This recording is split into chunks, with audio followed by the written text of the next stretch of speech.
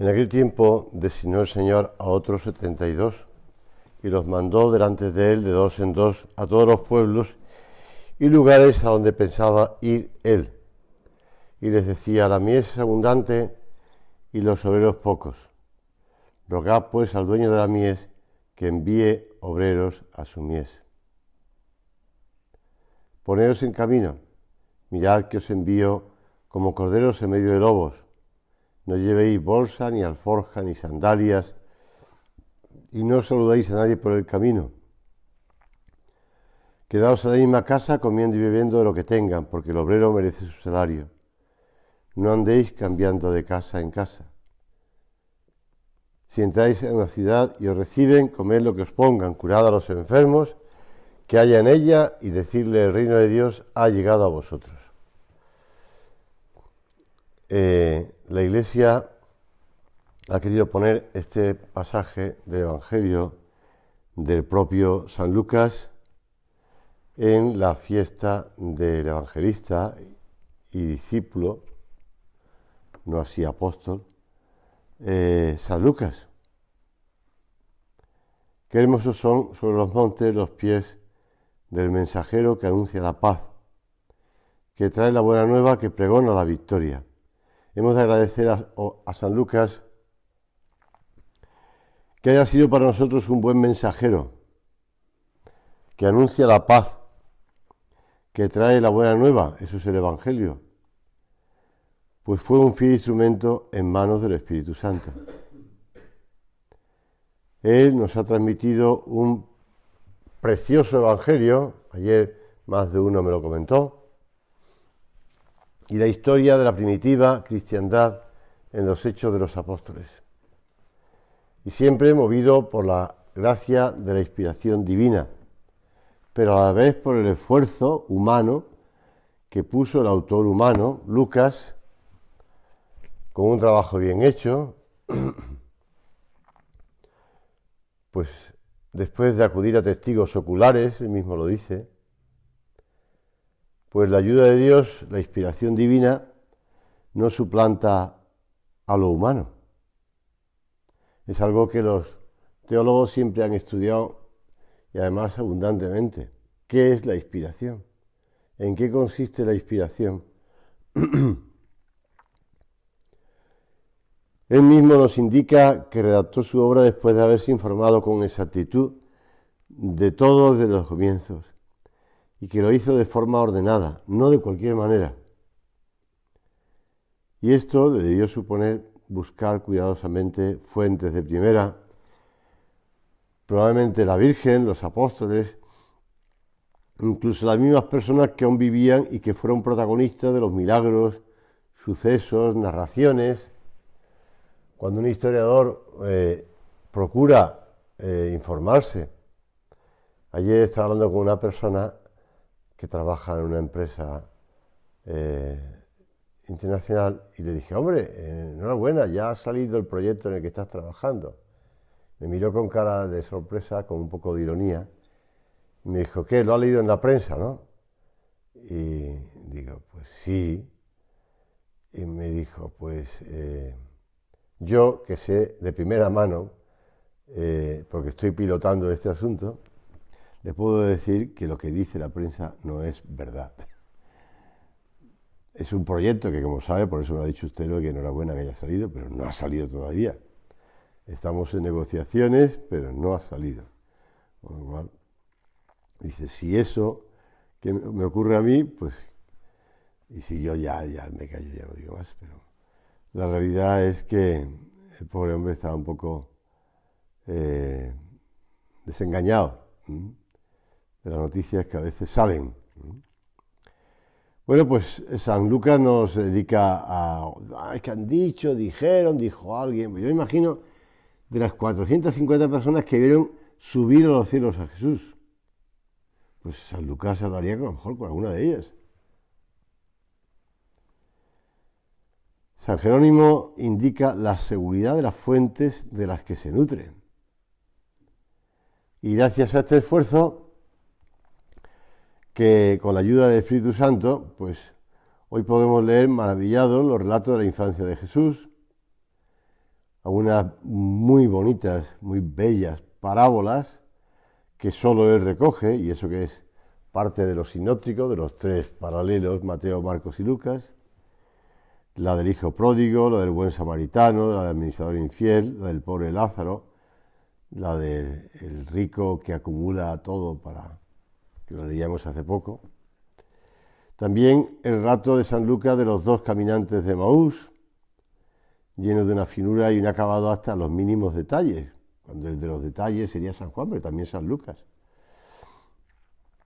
Los evangelios nos transmiten la predicación de los apóstoles, y los evangelistas fueron apóstoles o varones apostólicos, como en este caso. Los autores del evangelio de Mateo, Marcos, Lucas y Juan, de los dos primeros figuran en la lista de 12 apóstoles. En cambio, pues Marcos y Lucas no. Los otros dos figuran como discípulos de San Pablo, Lucas, y de San Pedro, Marcos.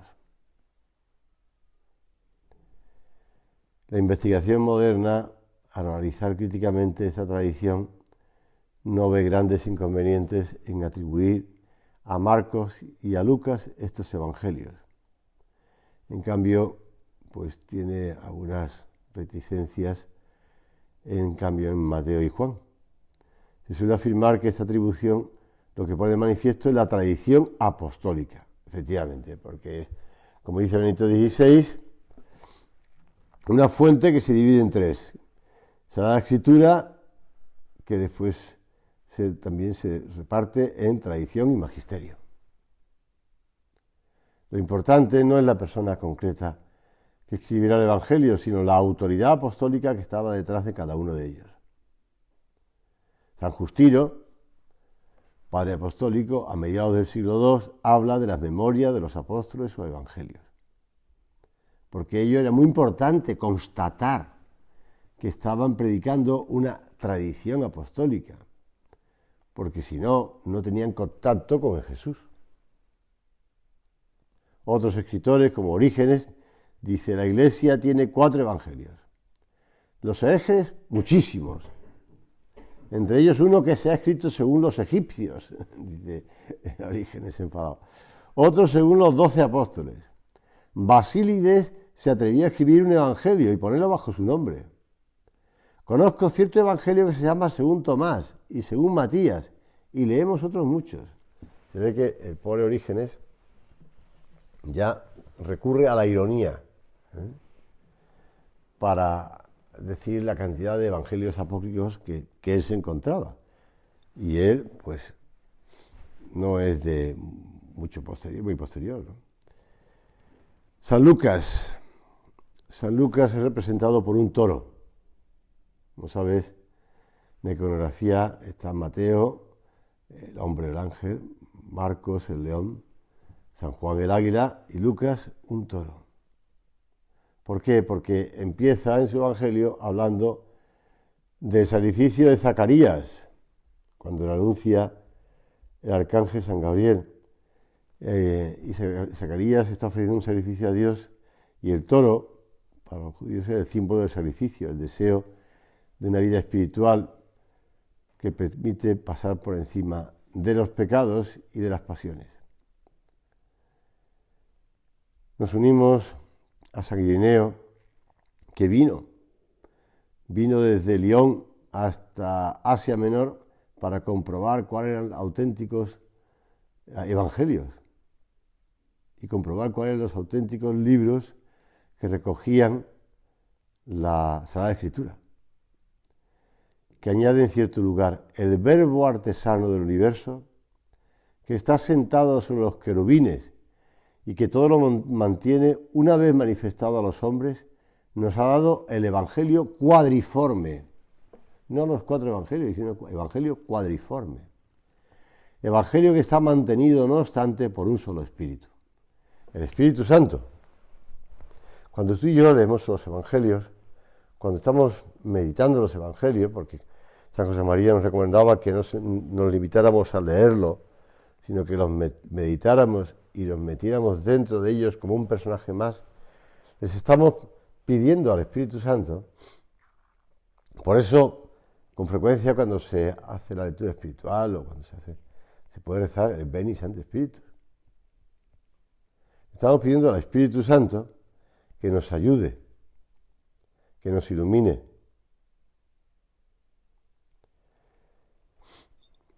El Evangelio cuadriforme, de que dice San Ireneo de Lyon, pone de manifiesto una cosa muy importante, y es que el Evangelio es uno.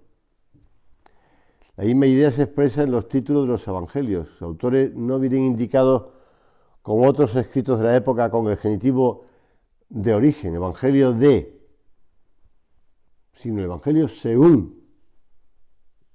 Es un Evangelio, según San Marcos, según San Lucas, según San Juan, según San Mateo. De esta forma se quiere dejar muy claro que es Jesucristo, pero testimoniado por 4 formas que vienen de los apóstoles y discípulos de los apóstoles. Te decía antes que el Evangelio de San Lucas es una maravilla y recoge unas parábolas y unas expresiones preciosas. Y ahí encontramos la doctrina fundamental del Señor sobre la humildad, sobre la sinceridad, sobre la pobreza, sobre la penitencia, sobre la aceptación de la cruz de cada día, la necesidad de ser agradecidos. Pues continuando con la expresión, que tenemos que estar muy agradecidos a San Lucas que se hubiera detenido en recoger esos momentos. Después el gran amor que le tenemos a nuestra Madre Santa María, porque el santo evangelista, hombre, la tradición que hay de que si pintó un cuadro o otro cuadro, pues hay varios cuadros atribuidos a San Lucas, porque no solamente era médico, sino también se atribuye el ser pintor. Bueno, es un modo gráfico de expresar cómo San Lucas en su Evangelio representa a la Virgen, ¿no? Pero no es una tradición que es bastante espuria, vamos a decirlo así. El que pintara a la Virgen, ¿no? Se le dio el título desde antiguo de pintor de la Virgen. ¿Por qué? Porque expresó la grandeza y la hermosura de nuestra Madre Santa María y la exquisita delicadeza. Pero, bueno, por eso la autoría de algunas tallas y pinturas de Nuestra Señora, pero es algo que no se tiene muy cierto. En cualquier caso, el Evangelio de San Lucas es fundamental para el conocimiento y la devoción a la Virgen. Y nos sigue sirviendo a nosotros ahora de inspiración, no solamente para nuestra meditación y para nuestro trato con nuestra Madre Santa María, sino también para el arte cristiano, Porque ningún personaje de la historia evangélica fuera naturalmente de Jesús es descrito con tanto amor y admiración como Santa María, claro. Porque la Virgen la que le llevó, ayer hablaba con un papá recién nacido, y me contaba algo que le preocupó en un momento, porque cuando daba a luz su mujer, después cuando él maneja al niño muy bien, bueno, no es el primero, ni el segundo, ni el tercero, ni el cuarto, ni el quinto. Entonces maneja al bebé muy bien y la mujer se lo decía, dámelo, pero dámelo bien. Y decía, ahí va, que se le ha olvidado a mi mujer cómo coger al bebé. Y como supongo que será del asunto del parto, ¿no? Pero estaba preocupado porque la mujer le costaba coger bien al niño, ¿no? Bueno, pues la Virgen Santísima, que cogió a Jesús en brazos, que lo llevaba de un lado para otro, que lo lavó, que le daba de comer, que lo vestía, que tal, pues, ¿cómo habla de Jesús? ¿Cómo le contaría cosas a a Lucas de Jesús? San Lucas nos enseña, inspirado por el Espíritu Santo, los dones y esa correspondencia de la Virgen Santísima. La llena de gracia. El Señor está con ella. Le concibió por obra del Espíritu Santo, que siendo madre de Jesús, sin dejar de ser virgen, cosa muy importante, que lo recoja además, íntimamente unida al misterio redentor de la cruz, que será bendecida por todas las generaciones, pues el Todopoderoso hizo obras grandes en ella.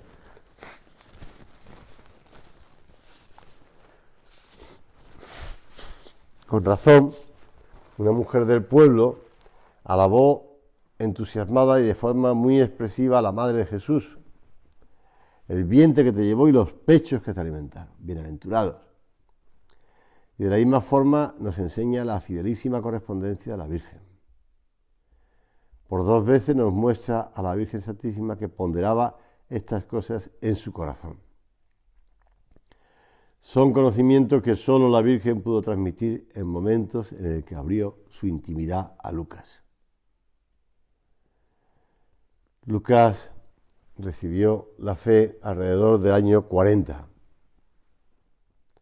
Posiblemente conoció a Pablo en Antioquía, donde Pablo pasó un tiempo predicando y donde salió a predicar también. Ninguno de los dos conocieron a Jesús durante su vida en la tierra, ni Pablo ni Lucas. Sin embargo, Lucas supo escribir cuidadosamente, guiado por el Espíritu Santo, lo que escuchó de esos testigos oculares. Es el único que narra la infancia de Jesús y el que trata más sobre la Virgen, quizás porque ella misma la instruyó, en Éfeso. Pues sí, posiblemente Lucas fue a Éfeso, donde estaba la Virgen con San Juan, y allí pues tomaría pluma y pergamino y se dedicaría a escribir, y a escribir, y a escribir. Él es consciente de que está escribiendo para el mundo gentil, los versos que vienen no del judaísmo, sino de fuera del judaísmo. Por eso es muy importante, y ahí está también su colaboración humana y la inspiración divina, resaltar el aspecto universal de la redención. La predicación a todas las naciones, comenzando desde Jerusalén.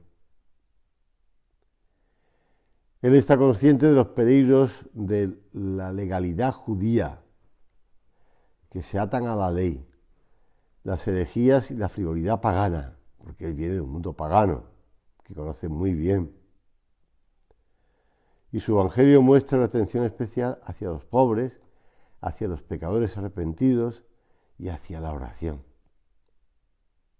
En estos días, la liturgia de las horas nos sitúa a los sacerdotes en unas cartas de San Agustín a una tal Proba, donde le va relatando la importancia de la oración y cómo hacer la oración y qué es la oración. Es unos textos preciosos. Pues San Lucas también habla de ello, menos, pero porque esto no es una carta dedicada a la oración.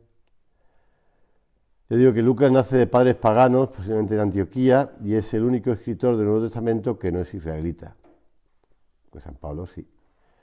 Es de cultura griega y dirigió su mensaje a gentiles cristianos.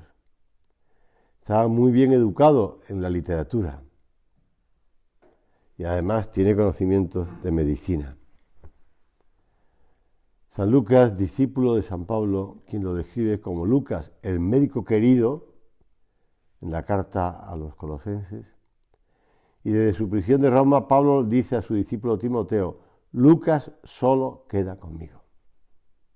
Los demás le han abandonado.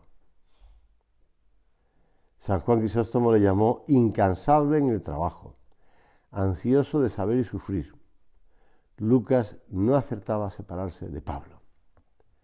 Todas estas cosas nos pueden ayudar en su oración a estar muy agradecido, en primer lugar, a Dios, que ha querido servirse de estos hombres para transmitirnos su evangelio, su buena nueva, su noticia de salvación. Después, por supuesto, le estamos agradecidos a Lucas, pero después, para hacer examen de cómo estamos aprovechando esa buena nueva que nos es transmitido a través de 20 siglos, y estamos en el siglo XXI. Ya llevamos 22 años del siglo XXI, es decir, que ya hemos avanzado un poquito en el siglo XXI, por lo menos una quinta parte.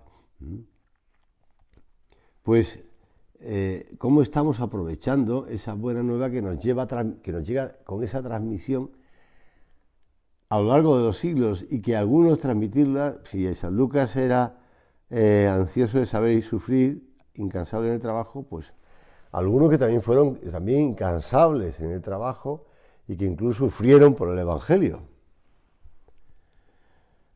Lucas participa con Pablo en algunos viajes. Fuimos, navegamos, se embarcaron desde Troas hasta Fenicia, otro viaje los llevó de Fenicia a Jerusalén, más tarde fueron juntos a Roma, en cuyo viaje sufrieron un naufragio y otros peligros, pero según la tradición murió mártir en Acaya, colgado de un árbol, y sus reliquias se encuentran en la Basílica de Santa Justina, en Padua, en Italia. Esto no es algo así, porque ha habido estudios en el año 98 que concuerdan con los datos sobre San Lucas conocidos por la tradición. Es decir, que según parece se conservan allí sus restos. Pues honremos la memoria de San Lucas contemplando la figura que nos coloca de Jesús y que nos ayudemos de él para hacer oración. Al leer y meditar los Hechos de los Apóstoles también aprendemos de ese así llamado Evangelio del Espíritu Santo, cómo se va abriendo paso la Iglesia naciente a pesar de las dificultades, bueno, de los martirios, de las persecuciones, de las herejías que ya empiezan a surgir. Según una antigua costumbre cristiana, esto lo relata un autor espiritual, cuando alguien se encontraba en apuro o en una duda, abría al azar el Evangelio y leía el primer versículo encontrado, hace San Agustín. Muchas veces no se encontraba la respuesta adecuada, pero siempre se hallaba paz y serenidad. Se había entrado en contacto con Jesús. Eso que dice el Evangelio, que salía de él una virtud que sanaba a todos. Bueno, tampoco se trata de hacer eso. Nosotros leemos y vamos leyendo y meditando el Nuevo Testamento pues ordenadamente, ¿no? Pero sabemos que cualquier texto inspirado es bueno para sanar, para darnos la paz, porque nos encontramos con esa piedra angular, fundamento de todo hombre. Y aprendemos la ciencia suprema de Jesucristo, no la ciencia humana, que por muy abundante en estos días de ciencia humana, comprobamos que también se equivoca, o que también es incompleta, o que sigue dando palos de ciego, o que sigue avanzando pero a tientas. En cambio, la ciencia que nos transmite la Escritura es la ciencia suprema de Jesucristo. Como decía San Pablo a los filipenses, pues desconocer la Escritura es desconocer a Cristo. Que le pidamos de verdad profundizar en esta ciencia, que sepamos meditarla, que sepamos también enseñarla a los demás,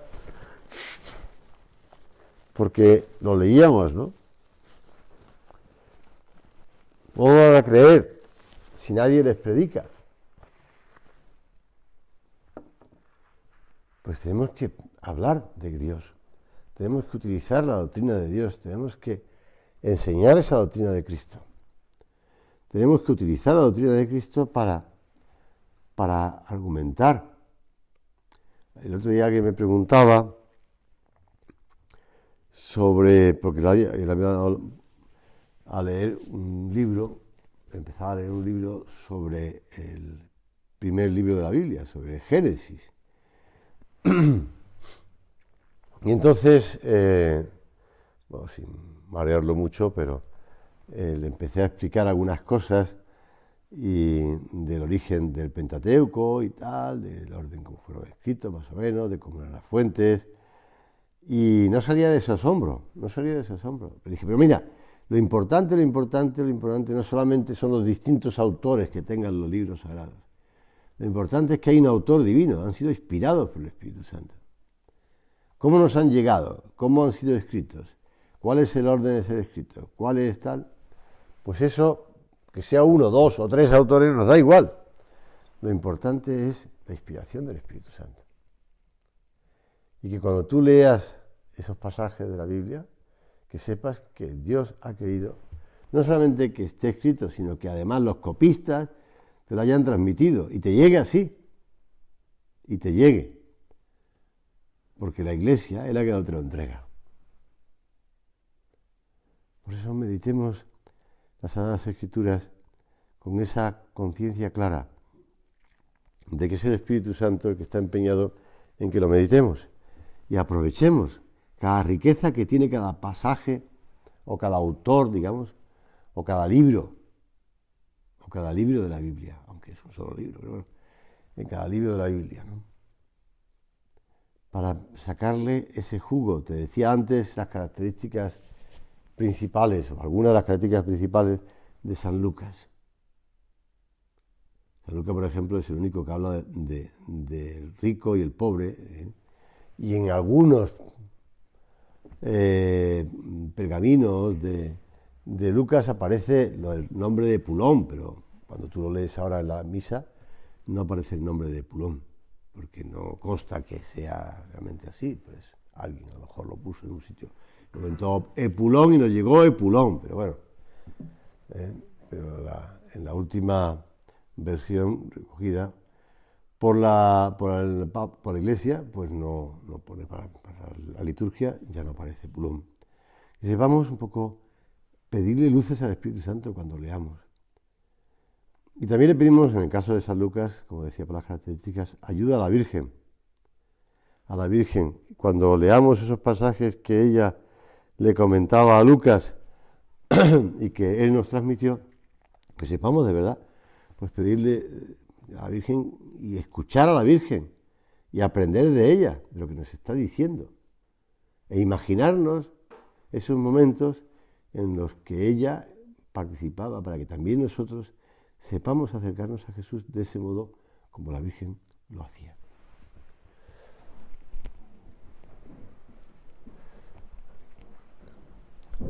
Te doy gracias, Dios mío, por los buenos propósitos, afectos e inspiraciones que me has comunicado en esta meditación. Te pido ayuda para ponerlos por obra. Madre mía Inmaculada, San José, mi Padre y Señor, Ángel de mi guarda, interceded por mí.